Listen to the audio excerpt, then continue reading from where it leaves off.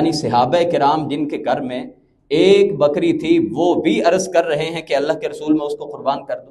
حج افراد میں قربانی کا تصور نہیں ہے، اور قربانی کا اصل حکم جو ابراہیم خلیل اللہ علیہ السلام کو دیا گیا تھا وہ مال کی قربانی نہیں تھی، وہ بیٹے کی قربانی تھی۔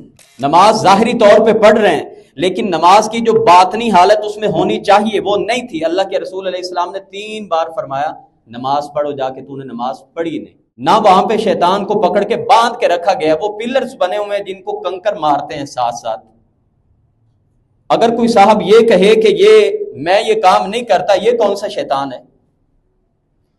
تو ظاہر عبادت کو بھی ہم ترک نہیں کر سکتے اپنی مرضی سے، اس لیے کہ ہمیں دین نے حکم دے دیے۔ سیدۃ النساء اہل الجنہ، ان سے فرمایا کہ اے بیٹی کیا میں تجھے ایک ایسا عمل نہ بتا دوں جو ایک غلام کی خدمت سے بھی تمہارے لیے بہتر ہو؟ تو نبی کریم علیہ السلام نے فرمایا جو فرض نماز کے بعد یہ تسبیح پڑھتا ہے سمندر کی جاگ جتنے بھی گناہ ہوں اللہ سارے کے سارے معاف کر دیتے۔ ہر اذان میں 6 بار اور روزانہ صرف اذان میں 30 بار اللہ اکبر ایک مسلمان سنتا ہے۔ 4 رکعت نماز میں 22 مرتبہ ایک اللہ کا بندہ اس کے سامنے کھڑا ہو کے 22 مرتبہ اللہ اکبر کہتے ہیں۔ اور پورے ایک دن کی 5 نمازیں جو فرض ہیں، صرف فرض رکھتے ہیں، ان میں 94 مرتبہ انسان اللہ اکبر کہتے ہیں۔ اس اللہ اکبر کا مطلب کیا ہے؟ یہی قربانی کا سارا فلسفہ ہے اللہ اکبر کے اندر۔ آپ مانتے ہیں کہ اللہ بڑا ہے، آپ نے جانور پر چھری چلاتے ہوئے تو پڑھا ہے بسم اللہ واللہ اکبر، زبان سے پڑھا، لیکن کیا آپ نے اپنے عمل سے ثابت کیا کہ اللہ سب سے بڑا ہے؟ آپ نے جب دوست کو بڑا مانا، کام کو بڑا مانا، آفس کو بڑا مانا، خاندان کو بڑا مانا، کسی شادی کے فنکشن کو بڑا مانا، آپ نے عمل سے ثابت کیا کہ اللہ بڑا نہیں ہے، اللہ بڑا ہوتا ہے تو میں اس کی بلاوے کی طرف لبیک کہہ کے جاتا، یہ میرا فنکشن بڑا ہے جس کو میں ٹائم دے رہا ہوں۔ اگر ایک دن کی اذان میں 30 بار اور ہر اذان میں 6 بار اللہ اکبر سن کے بھی آپ اللہ کی بات ماننے نہیں آتے، کیسے مسلمان ہیں؟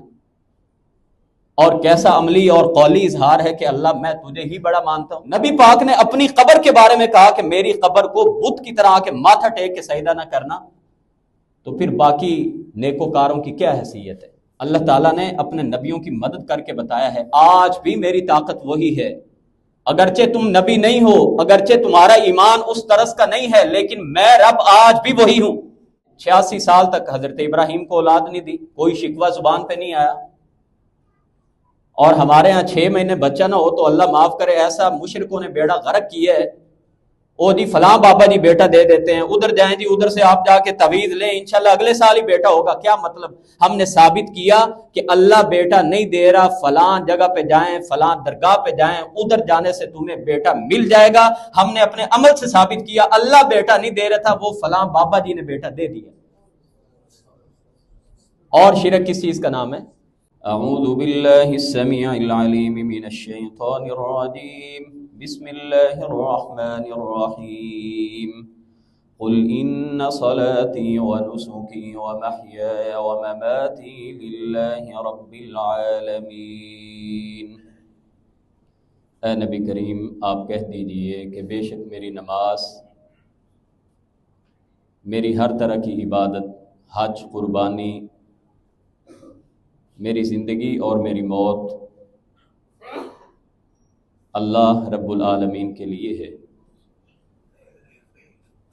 لا شریک لہ، اس کا کوئی شریک نہیں، وبذالک امرت وانا اول المسلمین، اور مجھے اسی بات کا حکم کیا گیا ہے اور میں پہلے فرما برداروں میں سے، مسلمانوں میں سے ہوں۔ انسان کو اللہ نے اس دنیا میں اپنی عبادت کے لیے بھیجا ہے، وما خلقت الجن والانس الا لیعبدون، اور جن و انس کو میں نے نہیں پیدا کیا مگر صرف اس مقصد کے لیے کہ یہ میری عبادت کریں۔ اللہ کی عبادت ہر طرح سے کرنے کا انسان کو حکم کیا گیا ہے۔ وہ عبادت زبانی بھی ہے، وہ عبادت بدنی بھی ہے، مالی بھی ہے، اور بعض دفعہ وہ اپنی جان کو بھی قربان کر کے اللہ کے ایک عبادت گزار بندہ ثابت ہوتا ہے۔ نماز کے تشہد میں ہم ایک دعا پڑھتے ہیں، تشہد پورا نہیں ہوتا جب تک کہ وہ دعا نہ پڑھی جائے، اور ہم اللہ کے ساتھ ایک اقرار کرتے ہیں، التحیات للہ والصلوات والطیبات۔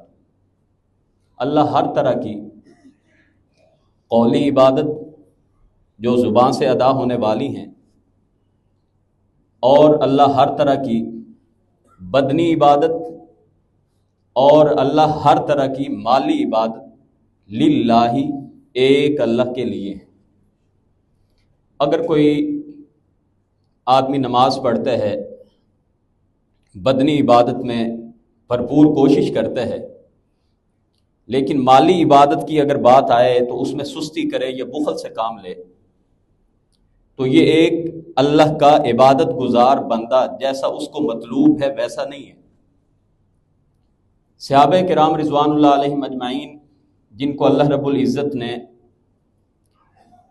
اللہ کے انبیاء اور رسل کے بعد اس کائنات اور اس روئے زمین پر بہترین ہستیاں قرار دیا، اور جن کے ایمان کو قیامت تک کی انسانیت کے لیے ان کی پیروی کرنے کا حکم دیا، فَإِنْ آمَنُوا بِمِثْلِ مَا آمَنْتُمْ بِهِ فَقَدِ اهْتَدَوْا۔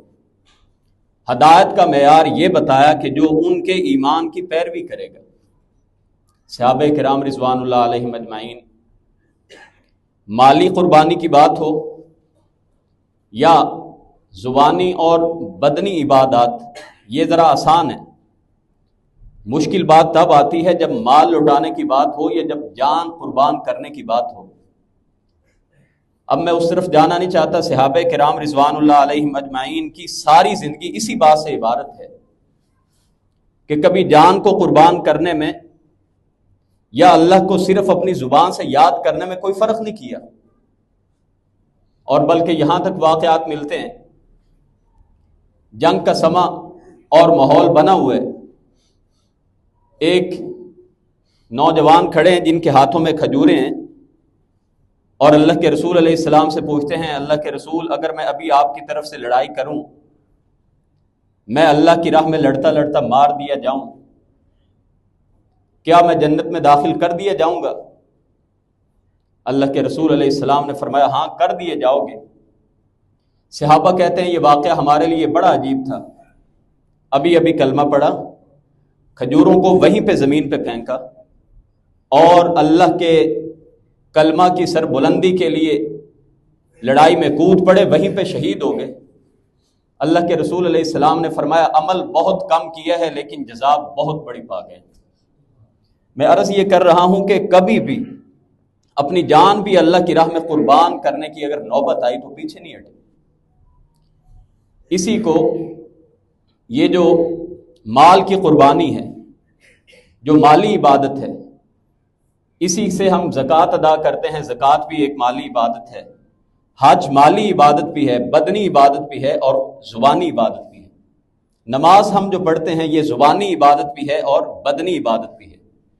تو میں عرض یہ کر رہا ہوں کہ قربانی بھی ایک مالی عبادت ہے جو اللہ رب العزت نے ہر امت پہ اس کا حکم دیا، ہر امت پہ۔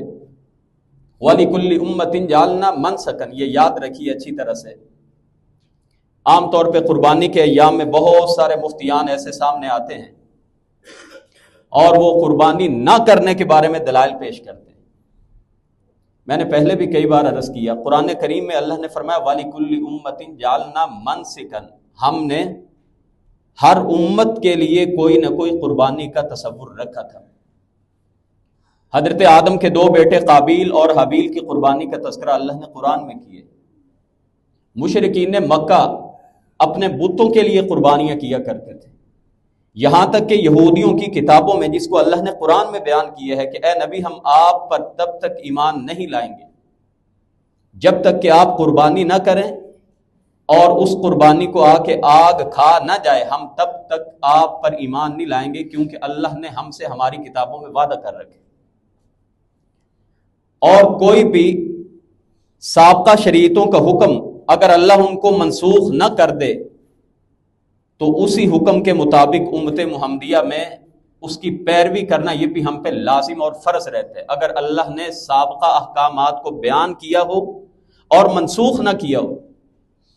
لیکن ایک تو سابقہ اللہ نے بیان کیا امتوں کا، نبی کریم علیہ السلام کو اللہ نے حکم دیا فَصَلِّ لِرَبِّكَ وَانْحَرْ، اے نبی کریم صلی اللہ علیہ وسلم آپ اپنے رب کے لیے نماز پڑھیے اور قربانی کیجیے. اب کئی احباب کہتے ہیں کہ یہ تو اللہ نے اپنے نبی کو قربانی کا حکم حج کے لیے دیا تھا. سوچنے کی بات ہے، اللہ کے رسول علیہ السلام نے زندگی میں صرف ایک حج کیا ہے سن 10 ہجری میں، اور نبی کریم علیہ السلام کے خادم جناب انس رضی اللہ تعالیٰ عنہ بیان کرتے ہیں نبی کریم علیہ السلام مدینہ میں ہر سال قربانی کرتے رہے. حج ہو رہا ہے مکہ میں اور قربانی کر رہے ہیں مدینہ میں. تو یہ بات کہنا کہ یہ صرف حج کا حصہ ہے، اور ویسے بھی حج افراد میں قربانی ہوتی ہی نہیں. حج کی 3 قسمیں ہیں، حج افراد میں قربانی کا تصور نہیں ہے. تو کوئی بھی مفتی اپنی مرضی سے قربانی کا حکم حج کے ساتھ خاص کر لے، یہ درست بات نہیں ہے. بلکہ حجاج کرام جو قربانی کرتے ہیں اس کو ہدی کہا جاتا ہے، اور جو عام مسلمان قربانی کرتے ہیں غیر حاجی اس کو اضحیہ کہا جاتا ہے. اور نبی کریم علیہ السلام کے صحابہ کرام اس سنت کو کس طرح پورا کرتے تھے؟ نبی کریم علیہ السلام نے ارشاد فرمایا من وجد ساعۃ ولم یضحی فلا یقربن مصلانا، جو وسعت کے باوجود قربانی نہیں کرتا، اللہ نے اتنا مارجن پیسوں کا دے دیے، اضافی پیسے ہیں، اخراجات اچھے چل رہے ہیں، آسانی سے قربانی کر سکتا ہے، نہیں کرتا، یہ مالی عبادت سے کنجوسی اور بخل کر رہا ہے. نبی رحمت للعالمین نبی نے ارشاد فرمایا من وجد ساعۃ ولم یضحی فلا یقربن مصلانا، جو قربانی نہ کرے پھر اس کو ہمارے ساتھ آ کے نماز عید پڑھنے کا بھی کوئی حق نہیں پہنچتا. اب یہ جو بحث ہوتی ہے کہ قربانی فرض ہے، واجب ہے، سنت ہے، اسی حدیث کو سامنے رکھ کے سمجھ لیجیے. اگرچہ واجب یا فرض نہیں قربانی کی گئی، لیکن صحابہ کرام کا معمول یہ تھا، نبی کریم علیہ السلام نے نماز پڑھائی اور آپ نے فرمایا کہ عید کے دن سب سے پہلا کام ہم نماز کا کرتے ہیں، نماز کے بعد ہم جا کے جانوروں کو ذبح کریں گے، اور جس نے اسی ترتیب کے ساتھ قربانی کی اس کو قربانی کا ثواب ملا، اور جس نے اپنی مرضی سے قربانی کی اس کو ثواب نہیں ملے گا. ایک صحابی اٹھے، اللہ کے رسول میں تو پہلے ہی جانور ذبح کر کے آیا بیٹھا ہوں. اللہ کے رسول میرے پاس ایک چھوٹی بکری ہے جزا کھیری، قربان کر لو. یعنی صحابہ کرام جن کے گھر میں ایک بکری تھی وہ بھی عرض کر رہے ہیں کہ اللہ کے رسول میں اس کو قربان کر دو. اور آج ہمارے پاس کروڑوں کے گھر ہیں، لاکھوں کی گاڑیاں ہیں، اور سیونگ اس کے الگ ہے، اور اس کے باوجود قربانی سے بچنے کے لیے فتوے پوچھ رہے ہوتے ہیں. یہ کوئی مسلمان کا طور طریقہ نہیں ہے. اور قربانی کا اصل حکم جو ابراہیم خلیل اللہ علیہ السلام کو دیا گیا تھا وہ مال کی قربانی نہیں تھی، وہ بیٹے کی قربانی تھی. سوچئے ذرا اس بات کو. اگر اللہ حکم یہ دے دیتے کہ جس کو اتنے بیٹے مل جائیں ایک بیٹا اللہ کی راہ میں قربان کرو، تو مسلمانوں پر فرض ہوتا اپنے بیٹوں کو قربان کرنا. لیکن اللہ کہتے ہیں وَفَدَيْنَاهُ بِذِبْحٍ عَظِيمٍ، ہم نے تو یہ بڑی کرم نوازی کی کہ ہم نے ابراہیم علیہ السلام نے جو خواب دیکھا تھا اور پھر اس خواب کی پیروی کے لیے بیٹے کو لے کے چل پڑے، تو انہوں نے اپنے اس خواب کو تو پورا کر دیا، لیکن ہم نے اس کی جگہ پہ ایک فدیے میں ان کو ایک مینڈا دے دیا، اور اسی سنت کو قیامت تک جاری و ساری کر دی.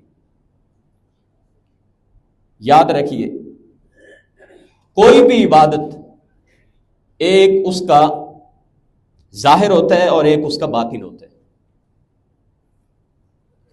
نماز ہے، آپ نماز بظاہر جتنی مرضی اچھی پڑھیں، لیکن اگر کسی نے وضو نہیں کیا یہ باطن ہے، اس کی نماز نہیں ہوگی.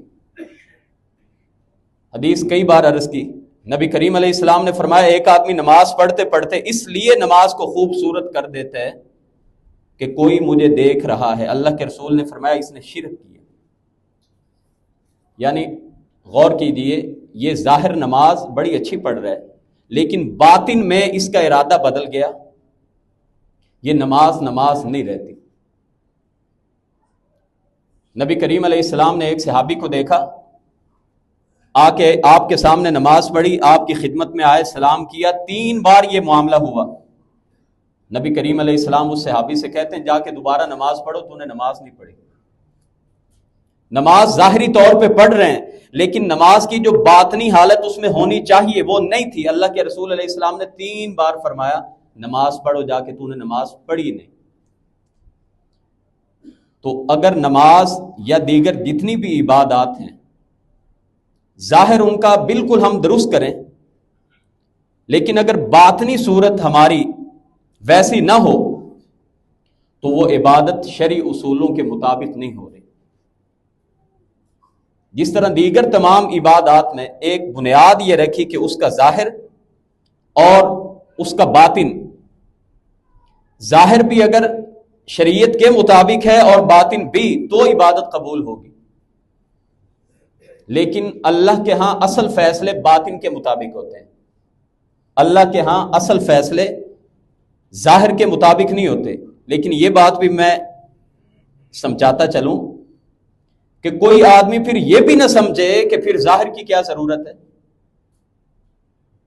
مثال کے طور پہ آج اور اگلے 2 دن ایام تشریق میں حجاج کرام رمی کریں گے، اللہ تمام حجاج کرام کی حج کو قبول بھی فرمائے، اور ان کی دعائیں کی ہوئی جو امت مسلمہ کے لیے کی ہیں اللہ ان کو بھی قبول و منظور فرمائے۔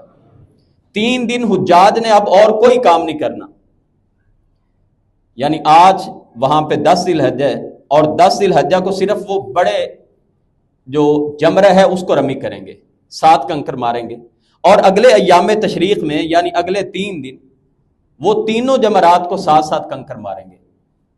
تو وہ شیطان تو نہیں ہے جس کو مار رہے ہوتے ہیں، لیکن ایک علامت ہے، نہ وہاں پہ شیطان کو پکڑ کے باندھ کے رکھا گیا، وہ پلرز بنے ہوئے ہیں جن کو کنکر مارتے ہیں 7۔ اگر کوئی صاحب یہ کہے کہ میں یہ کام نہیں کرتا، یہ کون سا شیطان ہے؟ تو ظاہر عبادت کو بھی ہم ترک نہیں کر سکتے اپنی مرضی سے، اس لیے کہ ہمیں دین نے حکم دے دیے۔ جب دین کا حکم شریعت کا آ جائے تو پھر میری اور آپ کی عقل پیچھے ہو جائے گی۔ اسی طرح قربانی کا مسئلہ ہے، قربانی اللہ ہم سے ایک جانور ذبح کرا کے 25, 30, 40 ہزار روپیہ تو لینا نہیں چاہتے۔ تو اس کے اندر بھی دوبارہ عرض کر رہا ہوں کہ اس کا یہ مطلب نہیں ہے کہ ہم قربانی کرنا چھوڑ دیں اور ہم کہیں جی نہیں میں تو ویسے قربانی کا بڑا جذبہ رکھتا ہوں اور میں قربانی نہیں کروں گا۔ یہ بھی ضروری ہے۔ حج میں کوئی صاحب اگر رمی نہ کریں اس کی حج سنت کے مطابق نہیں ہوگی، اور اگر قربانی کوئی صاحب نہیں کرتے، میں نے حدیث بیان کر دی کہ نبی کریم علیہ السلام نے اس کی وعید کیا بیان کی۔ تو ہر عبادت کی ایک ظاہر ہے اور ایک اس کا باطن ہے، یعنی ایک اس کی اصل روح ہے۔ جس طرح انسانی وجود 2 چیزوں سے بنا ہے، ایک جسم ہے اور ایک روح ہے، اور اگر روح نکل جائے تو کوئی ہمیں ہمارے نام سے نہیں جانتا، لوگ ہمیں ہماری میتوں سے جانتے ہیں، مرحوم کی طرح، میت کی طرح۔ تو کوئی بھی چیز اصل پہچانی جاتی ہے اس کی روح کے ساتھ، تو عبادات کی جو اصل روح ہے وہ ان کا باطن ہے۔ کوئی بھی عبادت وہ آپ کس مقصد کے لیے کر رہے ہیں، جذبہ کیا ہے، بنیادی شرائط آپ کی اس عبادت میں پائی جا رہی ہیں کہ نہیں پائی جا رہی۔ تو قربانی کا بھی ایک ظاہر ہے اور ایک باطن ہے۔ ظاہر تو یہ ہے کہ جانور ذبح کرنا ہے۔ اب مجھے کوئی یہ حق نہیں پہنچتا کہ میں یہ کہوں کہ جانوروں پہ بڑا ظلم زیادتی ہے اور یہی پیسے کسی غریب کو دے دیے جائیں، اس کا کچن چل جائے۔ حالانکہ سوچنے کی بات ہے، قربانی کرنے سے جتنے غریبوں کے کچن چلتے ہیں اتنی شاید ویسے مالی مدد کرنے سے نہیں چلتے۔ اور پھر وہ صاحب کہہ رہے ہوتے ہیں کہ جنہوں نے قربانی نہ کر کے بھی غریبوں کی مدد نہیں کرنی، یہ وہ کہہ رہے ہوتے ہیں جی نہ کرو جی، قربانی کے پیسے کسی کو دے دیں، اور غریبوں کی مدد وہی کر رہے ہوتے ہیں جو قربانی کر رہے ہوتے ہیں۔ تو یہ اللہ کا ایک حکم ہے، یعنی کون روکتا ہے کہ آپ غریبوں کی مدد نہ کریں؟ کون روکتا ہے کہ آپ واٹر کولر نہ لگوائیں؟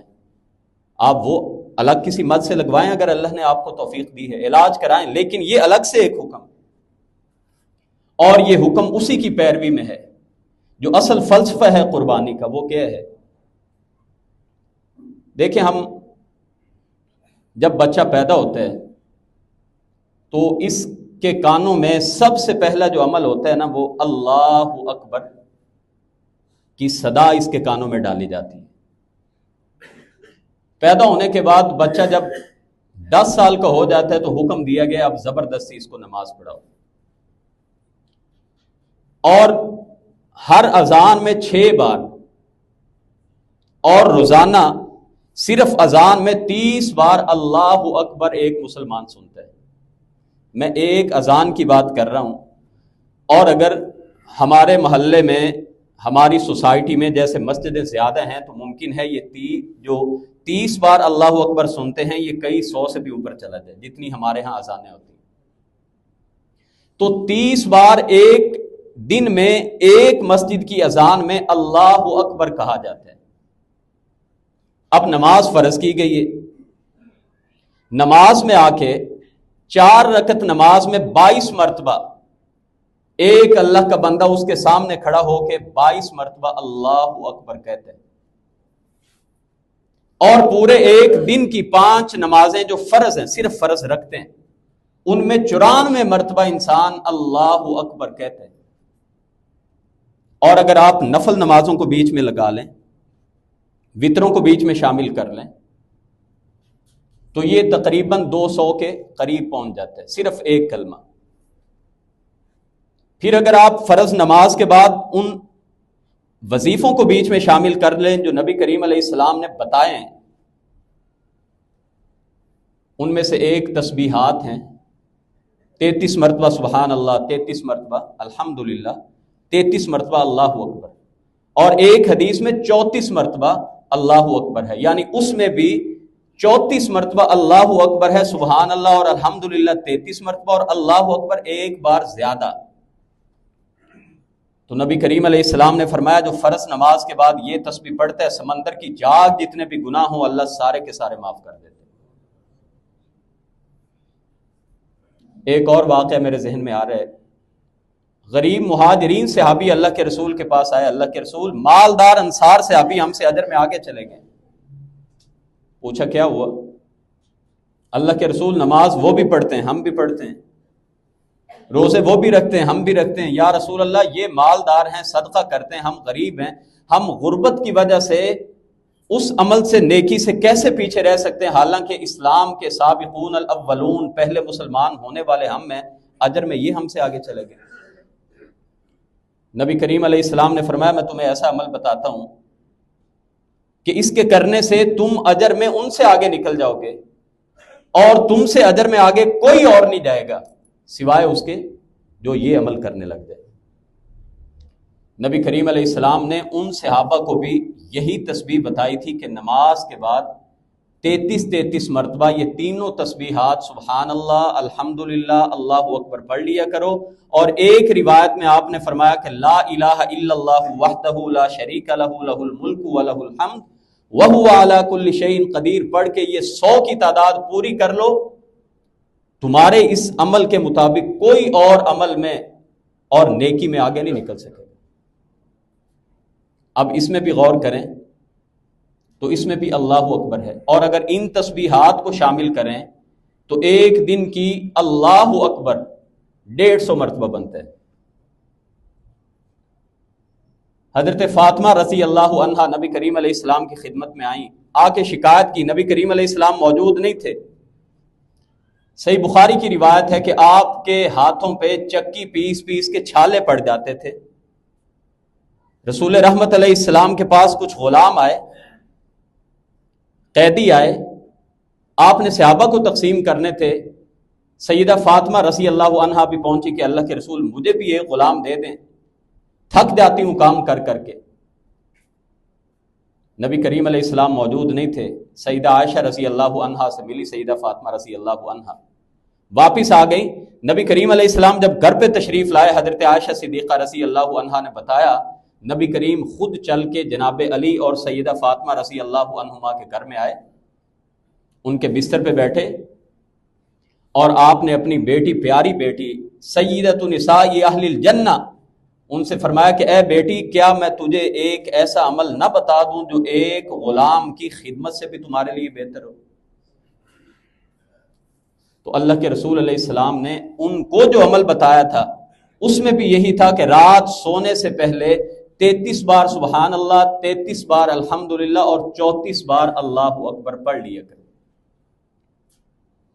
میں عرض یہ کر رہا ہوں کہ اگر روزانہ کے معمولات میں اگر دیکھیں تو تقریباً 400 کے قریب 350 سے اوپر اللہ اکبر ایک مسلمان پڑھتا ہے۔ تو اس اللہ اکبر کا مطلب کیا ہے؟ آپ جانتے ہیں کہ یہ عشرہ ذی الحجہ میں بھی ہم تکبیرات پڑھنے کا حکم دیا گیا، اور تکبیرات کہاں سے شروع ہوتی ہیں؟ اللہ اکبر سے۔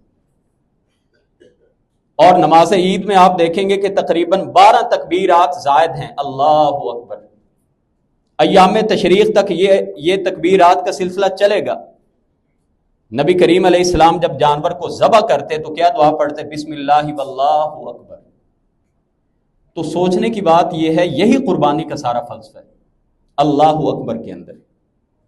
تو اللہ اکبر کا معنی یہ ہے کہ کائنات کی کوئی بھی ہستی، بڑے سے بڑا سردار ہو، وہ بڑے سے بڑا حکمران ہو، بڑے سے بڑا کوئی طاقتور ہو، وہ سب پیچھے ہیں۔ دنیا کائنات میں اگر سب سے اونچی بڑی طاقتور ذات ہے تو وہ ایک اللہ کی ذات ہے۔ یہ سبق ایک مسلمان کو روزانہ سینکڑوں ٹائمز دہرایا جاتا ہے کہ اے میرے بندے، تو نماز میں آیا ہے، تو اس کو یاد کرنے آیا ہے، تو اس بات کا زبان سے اقرار کر رہا ہے کہ اللہ ہی سب سے بڑا ہے۔ اور وہ جب بڑے کیا کوئی حکم آ جائے تو پھر بندے کا کام یہ نہیں ہے کہ بڑے کا حکم آ جائے اور وہ مانے نہ۔ اور جانور کو ذبح کرتے ہوئے نبی کریم علیہ السلام نے جو ہمیں دعا تلقین کی ہے، ایک تو چھوٹی دعا بسم اللہ واللہ اکبر، جو دوسری دعا آپ پڑھتے تھے وہی دعا جو جناب ابراہیم علیہ السلام کی اللہ نے سورۃ الانعام میں بیان کی ہے، انی وجہت وجہی للذی فطر السماوات والارض حنیفا وما انا من المشرکین۔ میں نے اپنی سمت، میں نے اپنا رخ ایک اللہ کے راہ پہ لگایا ہوا ہے، ایک اللہ کی طرف میں متوجہ ہوں، جس نے آسمان و زمین کو پیدا کیا، اور میں مشرک نہیں ہوں۔ نبی کریم علیہ السلام کو اللہ نے سورۃ الانعام میں حکم دیا، اے نبی آپ کہہ دیجئے بے شک میری نماز بھی، میری ہر طرح کی عبادت بھی، میری زندگی بھی، میری موت بھی ایک اللہ کے لیے، یعنی میری ساری زندگی اللہ کی باتوں کی پیروی کرتے ہوئے گزرے گی۔ یہ اللہ اکبر کا معنی ہے۔ اور یہی دعا نبی کریم علیہ السلام جانور کو ذبح کرنے سے پہلے بھی پڑھتے تھے، انی وجہت وجہی سے لے کے ان صلاتی و نسکی و محیایا و مماتی للہ رب العالمین، یہ دعا ہی اللہ اکبر کی عملی تفسیر ہے۔ تو اگر اللہ اکبر سن کے ایک دن میں 30 بار، اور اگر ہم نماز پڑھنے نہ آئیں اور جانور قربانی کے آپ 5 10 بھی ذبح کر لیں، اپنے دل سے پوچھئے تنہائی میں بیٹھ کے، آپ کے اندر سے مفتی صاحب جواب دیں گے ایسی قربانی کی اللہ کو ضرورت نہیں ہے۔ اللہ اکبر آپ کو بلایا گیا، اللہ سب سے بڑا ہے، آپ مانتے ہیں کہ اللہ بڑا ہے، آپ نے جانور پر چھری چلاتے ہوئے تو پڑھا ہے بسم اللہ واللہ اکبر، زبان سے پڑھا، لیکن کیا آپ نے اپنے عمل سے ثابت کیا کہ اللہ سب سے بڑا ہے؟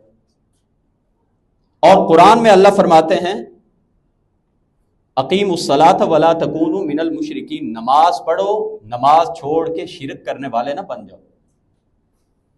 تو نماز چھوڑنا شرک کیسے ہے کہ جب اللہ کی بات سن کے اور اللہ اکبر کو، اللہ کو سب سے بڑا نہ مان کے، آپ نے جب دوست کو بڑا مانا، کام کو بڑا مانا، آفس کو بڑا مانا، خاندان کو بڑا مانا، کسی شادی کے فنکشن کو بڑا مانا، آپ نے عمل سے ثابت کیا کہ اللہ بڑا نہیں ہے، اللہ بڑا ہوتا ہے تو میں اس کی بلاوے کی طرف لبیک کہہ کے جاتا، یہ میرا فنکشن بڑا ہے جس کو میں ٹائم دے رہا ہوں۔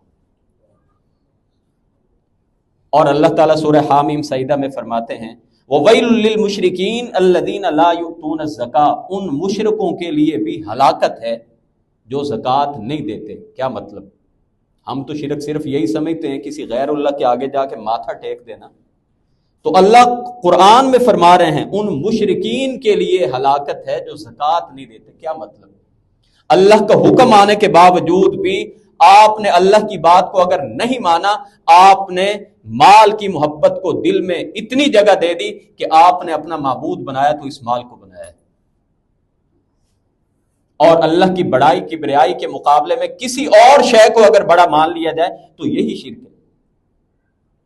افرأیت من اتخذ الہہ ہوا، اے نبی کریم علیہ السلام کیا آپ نے اس شخص کو نہیں دیکھا جس نے اپنی خواہشات کو اپنا خدا بنایا ہوا ہے، اپنا معبود بنایا ہوا ہے؟ جو خواہشوں نے کہا وہی کرنا ہے۔ تو اللہ اکبر، اللہ بڑا کہاں پہ رہا؟ اگر اللہ نے کہا کہ یہ حرام ہے یہ حلال ہے،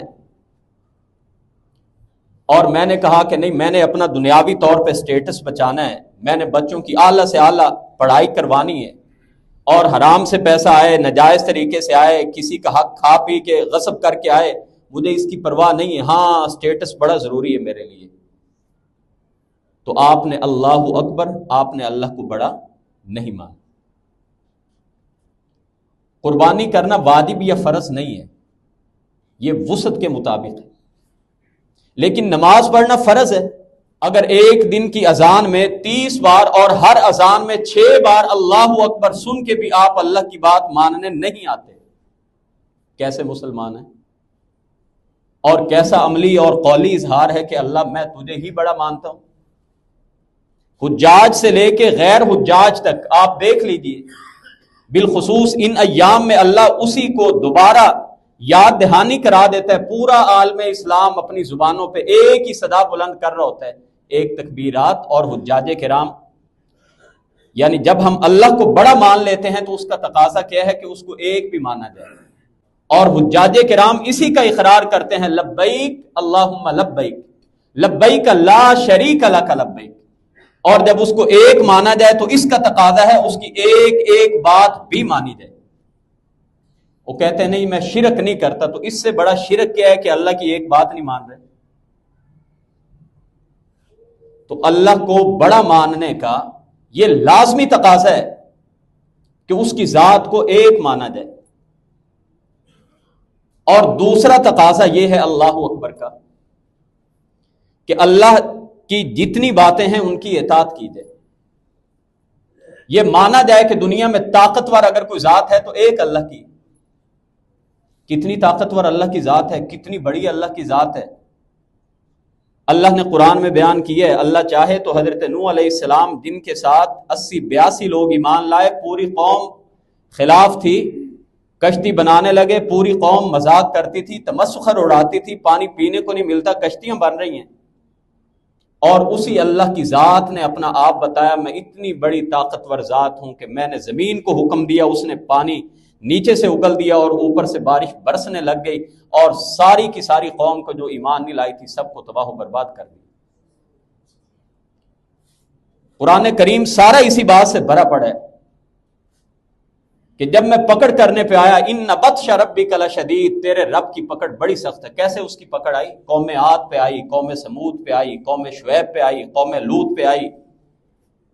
اللہ نے تباہ ایسا کیا کہ اللہ کہتے ہیں رات کو گھروں میں سوئے، اگلے دن ان بستیوں کے نام و نشان تک نہیں تھے، اور اس کے قانون اپنے انوکھے ہیں، الگ ہیں، اس کے قانون اور قدرت وہ خود ہی سمجھتا ہے، حکمت کیا ہے یہ ہمیں نہیں پتا، اور اگر وہ چاہے تو اپنے باغی کو، اپنے دشمن کو، قارون کو اتنی دولت دے دے، اتنی دولت دے دے کہ خزانے جہاں پہ رکھے ہوئے تھے اس کو جو لگنے والے لاک تھے، چابیاں اٹھانے کے لیے پوری ایک فوج تھی، اور جب وہ مدد کرنے پہ آتا ہے اپنے بندوں کی، سیدنا ابراہیم علیہ السلام کی مدد کی، اللہ اکبر کا کیا تقاضا ہے؟ حسبنا اللہ و نعم الوکیل۔ دنیا جہان کا جب خطرہ ہو تو انسان کا کسی پر بھروسہ نہ ہو، بھروسہ ہو تو ایک اللہ کی ذات پہ۔ یہی تعلیم نبی کریم علیہ السلام نے اپنے چچا زاد بھائی عبداللہ ابن عباس کو کی تھی، وَعْلَمْ أَنَّ الْأُمَّةَ لَوِ اجْتَمَعَتْ عَلَىٰ أَن يَنفَعُوكَ بِشَيْءٍ لَمْ يَنفَعُوكَ إِلَّا بِشَيْءٍ۔ اگر ساری امت جمع ہو جائے تمہیں کوئی نفع دینا چاہے لم ينفعوك الا بشيء، ساری امت جمع ہو کے تمہیں نفع نہیں دے سکتی۔ اور پھر آپ نے اس صحابی سے کہا تھا، یہ بات بھی اچھی طرح سے جان لو، اگر ساری امت جمع ہو جائے اور تمہیں کوئی نقصان پہنچانا چاہے، وہ نقصان اللہ نے تمہارے مقدر میں لکھا ہوا نہ ہو، ساری دنیا کے لوگ مل کے بھی تمہیں نقصان نہیں پہنچا سکتے۔ اور اللہ نے اپنے نبیوں کے واقعات کو ہمارے لیے اسوہ کے طور پہ چھوڑا ہے کہ یہ سمجھو کہ آج بھی اللہ کی طاقت وہی ہے، نعوذ باللہ آج اللہ تھک نہیں گیا، اللہ اپنے منصب سے ریٹائر نہیں ہو گیا۔ اور مکہ میں 1360 بت تھے، پورے مکہ میں 1360 بت تھے، 360 بت مکہ میں تھے بیت اللہ میں، اور 1000 کے قریب بت انہوں نے مکہ کے چوکوں میں، چوراہوں میں، اپنے گھروں میں رکھے ہوئے تھے۔ اور اس وقت صرف اور صرف پاکستان شریف کے لاہور اور کراچی میں 3000 سے اوپر ہم نے بت خانے بنائے ہوئے، اور رب رسول کی نگاہ میں جہاں پہ سجدہ ہوگا وہ چاہے کسی ولی کی قبر کیوں نہ ہو، وہ بت خانہ ہے۔ وہ کہتے ہیں جی نبیوں کی قبریں اور ولیوں کی قبریں، نبی کریم علیہ السلام سے بڑھ کے اس کائنات میں کس کی قبر برکت والی ہو سکتی ہے؟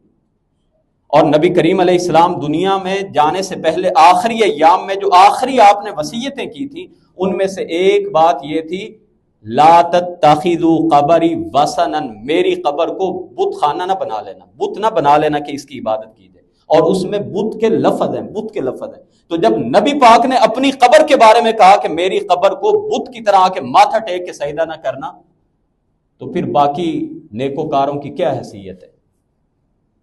عبادت صرف ایک اللہ کا حق ہے، صرف ایک اللہ کا، اور وہ عبادت زبانی ہو، بدنی ہو، قولی ہو، مالی ہو، یا جان دینے کی بات ہو۔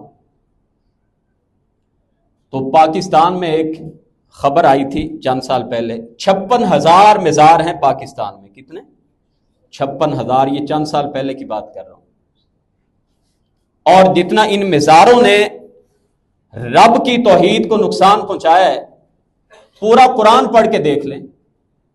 اسلام میں یہ تصور نہیں ہے کہ آپ غیر اللہ کے آگے جا کے ماتھے ٹیکیں اور ان سے جا کے دعائیں کریں، ان کے نام پہ نظر نیاز جا کے چڑھائیں۔ تو اگر قربانی بھی کرتے ہیں اور عقیدہ ہی درست نہیں ہے تو اللہ کو ایسی قربانی کی کیا ضرورت ہے؟ اگر اس کو ضرورت ہوتی تو پھر تو فرض کر دیتا۔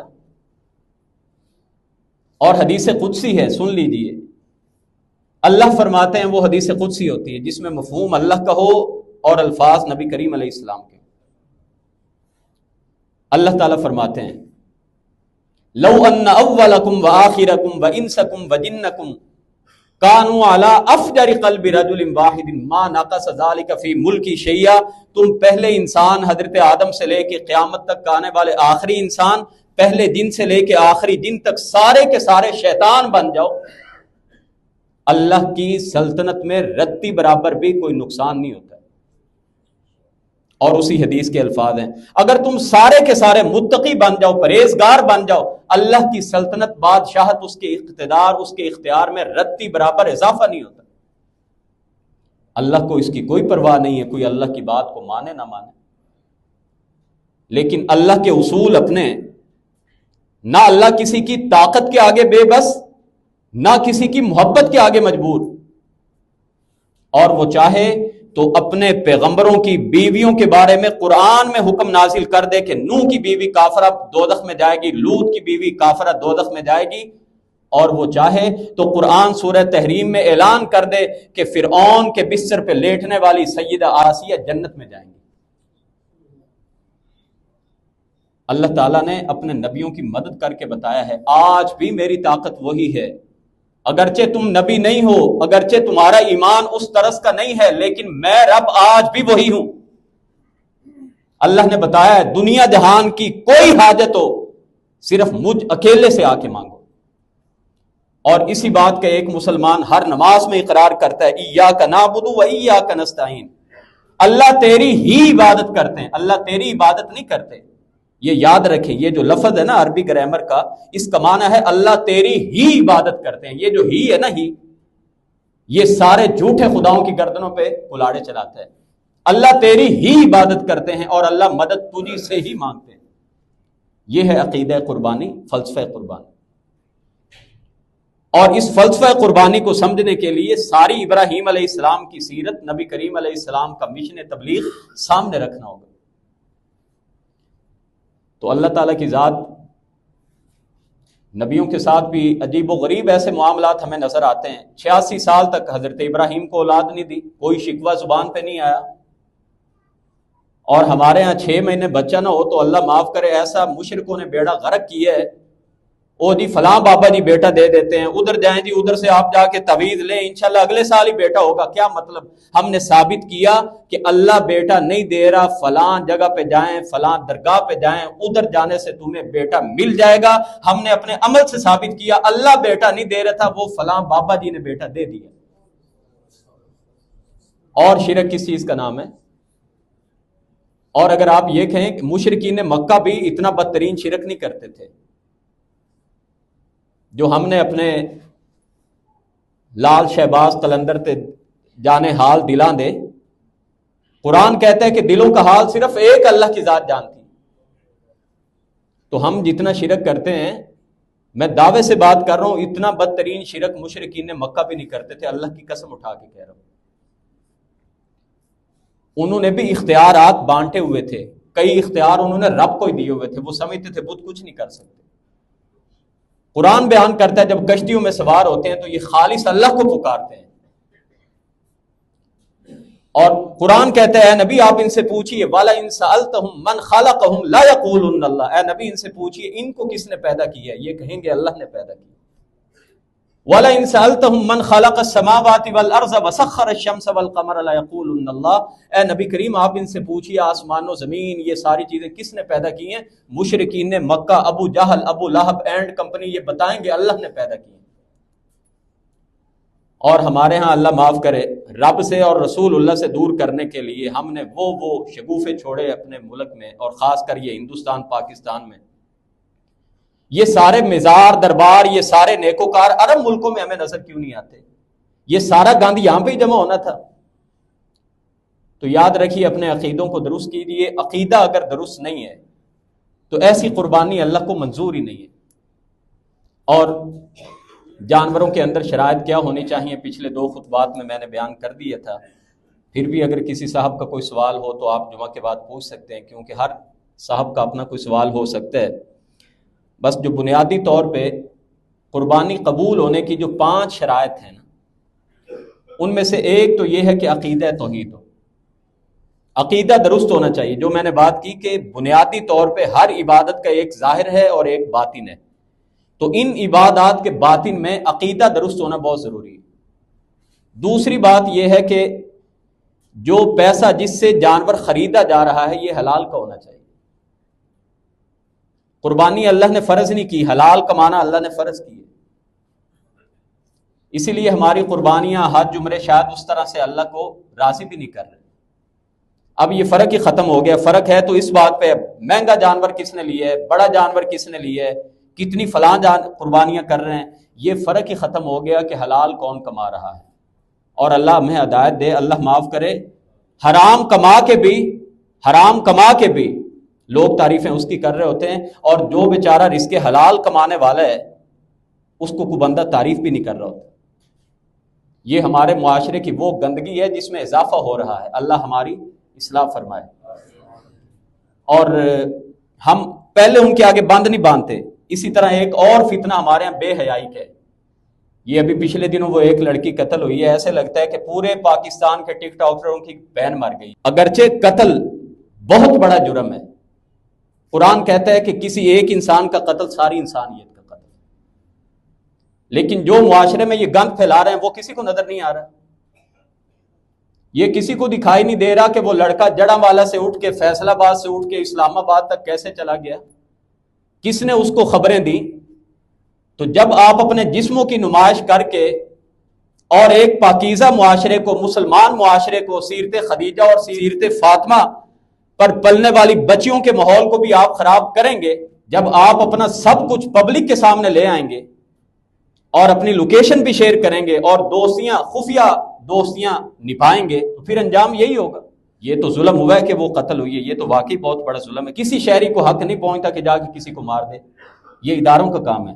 تو ہمیں اس کی بھی ضرورت ہے کہ یہ جو فتنہ فساد اور بے حیائی ہمارے معاشرے میں بڑھتی جا رہی ہے، اللہ اکبر جو نماز میں آ کے زبان سے اقرار کرتے ہیں، اسی کا لازمی تقاضا ہے کہ اپنی ساری زندگی کو اسی اللہ اور اس کے پیارے رسول صلی اللہ علیہ وسلم کی تعلیمات کے مطابق عملی زندگی کو، گھریلو زندگی کو، کاروباری زندگی کو، سیاسی زندگی کو، معاملات کو، معاشرتی حالات کو اسی مطابق بنانے کی اللہ توفیق عطا کرے، اور جو ہمارے اندر خامیاں ہیں اللہ ان سے درگزر کرے۔